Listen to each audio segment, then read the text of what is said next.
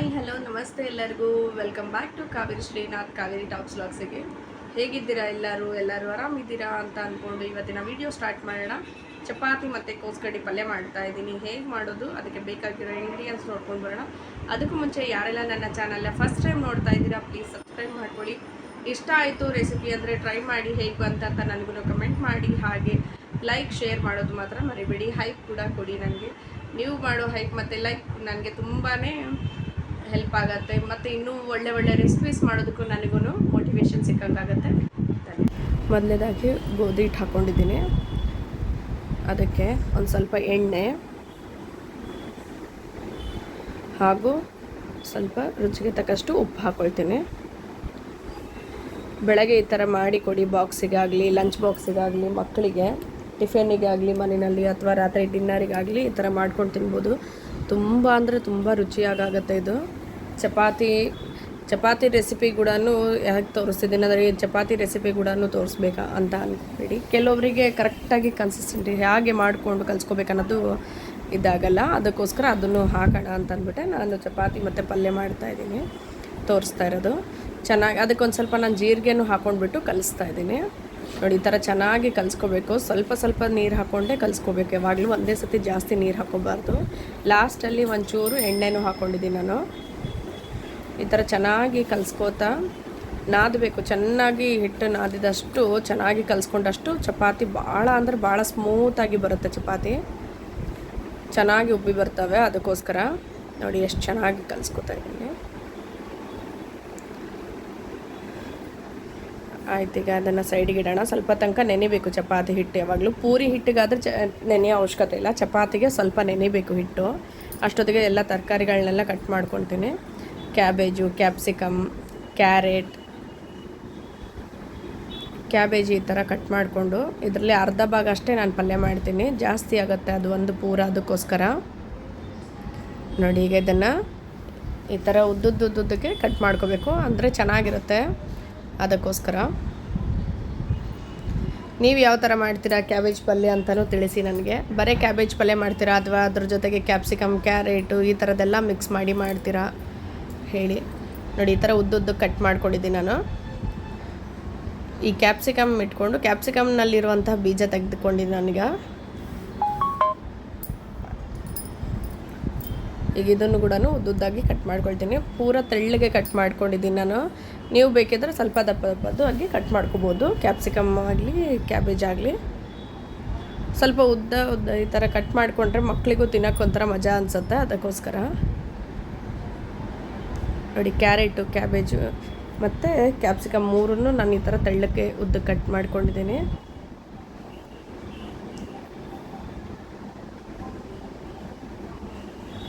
ಹಾಗೆ ಈಗ ಈರುಳ್ಳಿನೂ ಕಟ್ ಮಾಡ್ಕೊಂಡ್ಬಿಡ್ತೀನಿ. ಸಿಪ್ಪೆ ಎಲ್ಲ ತೆಗೆದಿಟ್ಕೊಂಡಿದ್ದೀನಿ. ಅದು ಸಹ ಅಷ್ಟೇ ಈ ಥರ ಉದ್ದುದ್ದಕ್ಕೆ ಕಟ್ ಮಾಡ್ಕೊಳ್ತಾ ಇದ್ದೀನಿ. ನೀವು ಈ ಥರ ಉದ್ದಾಗೆ ತರಕಾರಿ ಕಟ್ ಮಾಡ್ಕೊಳ್ಳೋದು ಬೇಡ ಅಂದರೆ ಚಿಕ್ಕದಾಗಿ ಕೂಡ ಕಟ್ ಮಾಡ್ಕೋಬೋದು. ನೋಡಿ ಎಷ್ಟು ಕಲರ್ಫುಲ್ಲಾಗಿ ಅನಿಸುತ್ತಲ್ಲ, ಕೇಸರಿ, ಬಿಳಿ, ಹಸಿರು. ಈಗ ಇದಕ್ಕೆ ಖಾರಕ್ಕೋಸ್ಕರ ಒಂದು 4 ಅಥವಾ 3 ಹಾಕ್ಕೊಂಡ್ರೆ ಸಾಕು. ಖಾರದ ಹಸಿಮೆಣಸಿಗೆ ತೊಗೊಂಡಿದ್ದೀನಿ ನಾನು, ಚಿಕ್ಕದಾಗಿ ಕಟ್ ಮಾಡ್ಕೊಂಡಿದ್ದೀನಿ. ಅದನ್ನು ಒಂದು ಪ್ಲೇಟಿಗೆ ತಗೊಂಡು ಈಗ ಒಗ್ಗರಣೆ ಮಾಡ್ಕೊಳ್ಳೋಣ. ಬಾಣಲೆಗೆ 2 ಸ್ಪೂನಷ್ಟು ಎಣ್ಣೆ, ಸ್ವಲ್ಪ ಜೀರಿಗೆ, ಸಾಸಿವೆ, ಜೀರಿಗೆ ಎರಡನ್ನೂ ಹಾಕ್ಕೊಳ್ತಾ ಇದ್ದೀನಿ.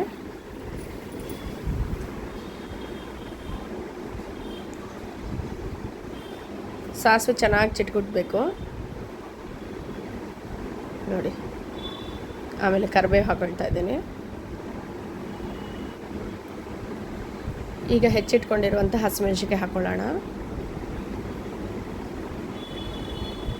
ಸ್ವಲ್ಪ ಖಾರ ಎಣ್ಣೆನಲ್ಲಿ ತಾಳಿಸ್ಕೊಂಡ್ಮೇಲೆ ಹೆಚ್ಚಿಟ್ಕೊಂಡಿರುವಂಥ ಕ್ಯಾಪ್ಸಿಕಮ್ ಹಾಕ್ಕೊಳ್ತಾ ಇದ್ದೀನಿ, ಕ್ಯಾರೆಟ್ ಹಾಕ್ಕೊಳ್ತಾ ಇದ್ದೀನಿ, ಈರುಳ್ಳಿ ಹೆಚ್ಚಿಟ್ಕೊಂಡಿರೋದನ್ನು ಹಾಕ್ಕೊಳ್ತಾ ಇದ್ದೀನಿ. ಎಷ್ಟು ಕಲರ್ಫುಲ್ಲಾಗಿ ಕಾಣಿಸುತ್ತೆ ನೋಡಿ ಅಲ್ವಾ. ಇದನ್ನು ಸಹ ಎಣ್ಣೆಯಲ್ಲಿ ಚೆನ್ನಾಗಿ ಕಲಿಸ್ಕೊಂಡ್ಬಿಡ್ಬೇಕು. ಈ ಥರ ಮಾಡಿಕೊಡಿ, ಮಕ್ಕಳು ತುಂಬ ಇಷ್ಟಪಟ್ಟು ಚಪಾತಿ ಜೊತೆಗೆ ತಿಂತಾರೆ. ಮಕ್ಕಳಿಗೆ ಬಾಕ್ಸಿಗೆ ಹಾಕ್ಕೊಟ್ರೆ. ಈಗೆಲ್ಲ ಕ್ಯಾಬೇಜ್ ಎಲ್ಲ ಹಾಕ್ಕೊಳ್ತಾ ಇದ್ದೀನಿ, ಹೆಚ್ಕೊಂಡಿರೋದು. ಮನೆಯಲ್ಲಿ ಇರೋರಿಗೆ ಎಲ್ಲರಿಗೂ ಇಷ್ಟ ಆಗುತ್ತೆ. ಒಮ್ಮೆ ಟ್ರೈ ಮಾಡಿ ಹೇಗೆ ಬಂತಂತ ನನಗೂ ನೋಡಿ ತಿಳಿಸಿ. ಈ ಥರ ಹಾಕ್ಕೊಂಡು ಇದನ್ನೆಲ್ಲ ಚೆನ್ನಾಗಿ ಆ ಒಗ್ಗರಣೆ ಜೊತೆಗೆ ಕಲಿಸ್ಕೊಂಡ್ಬಿಡ್ಬೇಕು.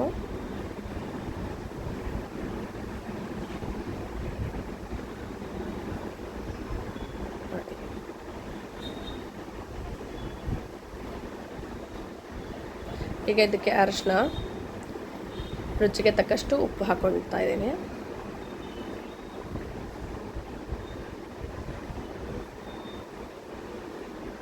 ಈಗ ಒಮ್ಮೆ ಕಲಿಸ್ಕೊಂಬಿಡೋಣ ಚೆನ್ನಾಗಿ. ಅರಿಶಿನ ಮತ್ತು ಉಪ್ಪು ಹಾಕ್ಕೊಂಡಿವಲ್ಲ,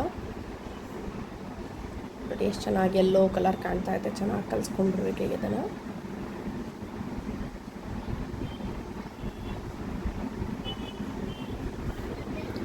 ಇದಕ್ಕೊಂಚೂರು ನೀರು ಚಿಮ್ಸಿ ಇಡ್ತಾ ಇದ್ದೀನಿ. ನೀರು ಜಾಸ್ತಿ ಹಾಕ್ತಾಯಿಲ್ಲ ನಾನು. ಉಪ್ಪು ಹಾಕಿರ್ತೀವಲ್ವ, ಬೇಗ ಬೆಂದುಬಿಡುತ್ತೆ, ಅದಕ್ಕೋಸ್ಕರ. ಈಗ ಒಂದು ಸ್ವಲ್ಪ ತನಕ ಮುಚ್ಚಿಟ್ಬಿಡೋಣ ಈಗ ಇದನ್ನು. ಅದು ಆಗೋದ್ರಾಗೆ ನಾನು ಈ ಕಡೆ ಚಪಾತಿ ಕೂಡ ಮಾಡ್ಕೊಂಡ್ಬಿಡ್ತೀನಿ. ನೋಡಿ, ಆವಾಗ ಒಂದು 2 ನಿಮಿಷಕ್ಕೆ ತೆಗೆದು ನೋಡಬೇಕಷ್ಟೇ. ಬೇಗ ಆಗುತ್ತೆ ಪಲ್ಯ ಇದು. ಸಣ್ಣ ಉರಿನಲ್ಲಿ ಇಟ್ಟೆ ಬೇಯಿಸ್ಬೇಕು. ಅಷ್ಟೊತ್ತಿಗೆ ಚಪಾತಿ ಮಾಡ್ಕೊಂಡ್ಬಿಡೋಣ ಅಂಥೇಳಿ ಚಪಾತಿ ಮಾಡ್ಕೊತಾ ಇದ್ದೀನಿ. ಈ ಕಡೆ ಪಲ್ಯ ಆಗೋದ್ರಾಗೆ ಚಪಾತಿನೂ ಆಗೋಗ್ಬಿಡುತ್ತೆ. ನಾನು ಆ್ಯಕ್ಚುಲಿ ಚಪಾತಿ, ಪಲ್ಯ ಮತ್ತು ಜೊತೆಗೆ ದಾಲು ಇರಲಿ ಅಂಥೇಳಿ ದಾಲ್ ಕೂಡ ಮಾಡಿತ್ತು ಅಂತ ಇದ್ದೀನಿ. ಕುಕ್ಕರ್ ಇಟ್ಟಿದ್ದೀನಿ. ಎಲ್ಲ ಚಪಾತಿನ ಈ ಥರ ಚೆನ್ನಾಗಿ ಲಟ್ಟಿಸ್ಕೊಂಡು ಇಟ್ಕೊಂಡಿದ್ದೀನಿ. ಪಲ್ಯ ಒಂದು ರೌಂಡ್ ಕಲಿಸ್ಕೊಳ್ಳೋಣ ಬೆಂದಿದೆನಾ ಅಂಥೇಳಿ. ಇನ್ನೊಂದು ಚೂರು ಆಗಬೇಕಿದು ಅಷ್ಟೇ. ಇನ್ನೊಂದು 5 ನಿಮಿಷ ಆದರೆ ಆಗೋಗುತ್ತೆ. ಬೇಗ ಬೇಗ ಆಗುತ್ತೆ ಇದು ಪಲ್ಯ. ಈಗ ಇದಕ್ಕೆ ಆಗಿದೆ, ಇದು ಸ್ವಲ್ಪ ಬೆಂದಿದೆ. ಇದಕ್ಕೆ ಪುಟಾಣಿ ಪುಡಿ ಮತ್ತು ಧನಿಯಾ ಪುಡಿ, ಜೀರಿಗೆ ಪುಡಿ ಮತ್ತು ಗರಂ ಮಸಾಲ ಇದಿಷ್ಟನ್ನು ಹಾಕ್ತಾ ಇದ್ದೀನಿ ಇದಕ್ಕೆ.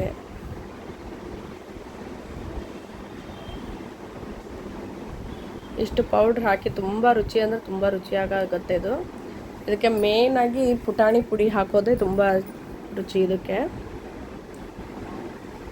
ಸಾಮಾನ್ಯವಾಗಿ ನಾವು ಈ ಜೀರಿಗೆ ಪುಡಿ ಮತ್ತು ಕೊತ್ತಂಬರಿ ಬೀಜ ಪುಡಿ ಎಲ್ಲನೂ ಹಾಕ್ತಾನೆ ಇರ್ತೀವಲ್ವ, ಇದಕ್ಕೆ ಈ ಥರ ಪುಟಾಣಿ ಪುಡಿನೂ ಹಾಕಿ ತುಂಬ ಅಂದರೆ ತುಂಬ ರುಚಿಯಾಗುತ್ತೆ. ನೋಡಿ ಆಗಿದೆ ಈಗ ಇದು. ಎಲ್ಲ ಚೆನ್ನಾಗಿ ಹಾಕ್ಕೊಂಡು ಕಲಿಸ್ಕೊಂಡ್ಬಿಡ್ಬೇಕು. ಇಷ್ಟೇ ಇದು ಪಲ್ಯ ಮಾಡೋದು. ಈಗ ಚಪಾತಿನೂ ಮಾಡ್ಕೊಂಡ್ಬಿಡ್ತೀನಿ. ಈಗ ಲಟ್ಸಿ ಇಟ್ಕೊಂಡಿದ್ದೆ ಅಲ್ವಾ ಆವಾಗಲೇ, ಸೊ ಎಲ್ಲನೂ ಒಂದೊಂದಾಗಿ ಬೇಯಿಸ್ಕೊತಾ ಇದ್ದೀನಿ. ಎಷ್ಟು ಚೆನ್ನಾಗಿ ಉಬ್ಬಿ ಬರುತ್ತೆ ಆ್ಯಕ್ಚುಲಿ ಚೆನ್ನಾಗಿ ಚಪಾತಿದು. ಚೆನ್ನಾಗಿ ನಾದ್ಕೊಂಡು ಒಂದು ಸ್ವಲ್ಪ ಹೊತ್ತು ನೆನೆಯೋದಕ್ಕೆ ಬಿಟ್ಬಿಟ್ರೆ ಸ್ಮೂತಾಗಿರುತ್ತೆ ಚಪಾತಿ. ಎಷ್ಟೊತ್ತಾದ್ರೂ ಥರ ಗಟ್ಟಿ ಅನಿಸಲ್ಲ. ಮತ್ತು ನಾವು ಎಣ್ಣೆ ಹಾಕ್ಕೊಂಡು ಕಲಿಸ್ಕೊಂಡಿರೋದ್ರಿಂದ ಮತ್ತೆ ಎಣ್ಣೆ ಹಾಕೋ ಅವಶ್ಯಕತೆ ಇಲ್ಲ. ಈಗ ಇದನ್ನು ಪಲ್ಯನ ಒಂದು ಸರ್ವಿಂಗ್ ಬೌಲಿಗೆ ತೆಗೊಂಡ್ಬಿಡ್ತೀನಿ. ಚಪಾತಿನೂ ಎಲ್ಲ ಆಗಿದೆ. ಬೇಳೆ ಅದೇ ದಾಲ್ ಮಾಡೋದಕ್ಕೋಸ್ಕರ ನಾನು ಬೇಳೆ ಬೇಯಿಸ್ಕೊಂಡಿರೋದು. ಕುಕ್ಕರ್ ಆಗಲೇ ಇಳಿದಿತ್ತು, ಎಷ್ಟು ಚೆನ್ನಾಗಿ ವಿಸಿಲೆಲ್ಲ ಇಳಿದು ಚೆನ್ನಾಗಿ ಬೆಂದಿದೆ ಬೇಳೆ ಎಲ್ಲ.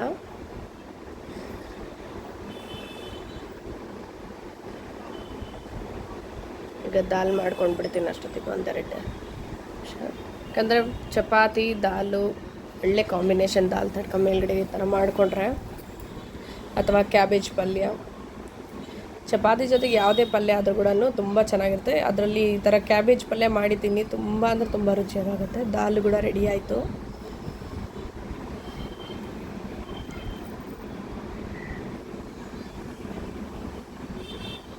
ಯಾವುದೇ ಒಂದು ಅಡುಗೆ ಆದ ತಕ್ಷಣಕ್ಕೆ ಗ್ಯಾಸ್ ಕಟ್ಟಿ ಎಲ್ಲ ಕ್ಲೀನ್ ಮಾಡ್ಕೊಂಡ್ಬಿಟ್ರೆ ಪಟ್ ಅಂತ ಎಲ್ಲ ಕೆಲಸ ಮುಗಿದೋಗ್ಬಿಡುತ್ತೆ. ಅದಕ್ಕೋಸ್ಕರ ಎಲ್ಲ ಕ್ಲೀನ್ ಮಾಡಿಕೊಂಡು ಇದೆ ನೋಡಿ ಚಪಾತಿ. ನಾನು ಒಂದನ್ನು 3 ಆಗಷ್ಟು ನಾನು ಚಪಾತಿ ಪಲ್ಯ ಮಾಡಿರೋದು. ನೀವು ಕ್ವಾಂಟಿಟಿ ಜಾಸ್ತಿ ನೋಡಿಕೊಂಡು ಮಾಡ್ಕೊಳ್ಳಿ, ಖಾರನೂ ನೋಡಿಕೊಂಡು ಹಾಕ್ಕೊಳ್ಳಿ. ಚಪಾತಿ ಪಲ್ಯ ದಾಲ್ ಆಗಿದೆ. Thank you for watching.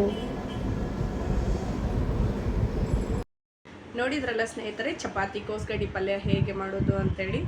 ನೀವು ಟ್ರೈ ಮಾಡಿ ಹೇಗೆ ಬಂತಂತ ನನಗೂ ತಿಳಿಸಿ. ಮುಂದಿನ ವಿಡಿಯೋನಲ್ಲಿ ಸಿಗೋಣ. ಧನ್ಯವಾದಗಳು. ಬಾಯ್ ಬಾಯ್.